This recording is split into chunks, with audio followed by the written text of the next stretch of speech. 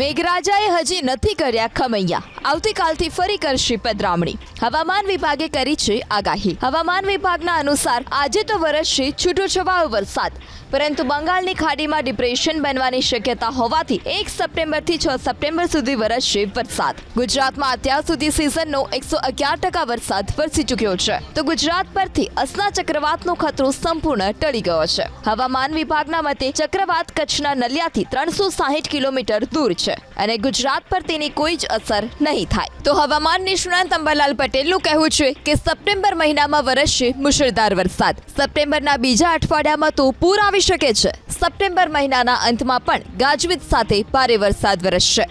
સપ્ટેમ્બરના બીજા સપ્તાહમાં દેશ સહિત ગુજરાતના ભાગોમાં પૂર આવે તેવા વરસાદની શક્યતા રહેશે, જેમાં દક્ષિણ ગુજરાતના ભાગોમાં ભારેથી અતિભારે વરસાદ થવાની શક્યતા રહેશે. મધ્ય ગુજરાતના ભાગોમાં, વડોદરા વગેરે ભાગોમાં ભારે વરસાદ થવાની શક્યતા રહેશે. પંચમહાલના ભાગોમાં ભારે વરસાદ થવાની શક્યતા રહેશે. સાબરકાંઠાના ભાગોમાં પણ કંઈક હળવો ભારે વરસાદ થવાની શક્યતા રહેશે. ઉત્તર ગુજરાતના ભાગમાં પણ હળવો ભારે વરસાદ થવાની શક્યતા રહેશે.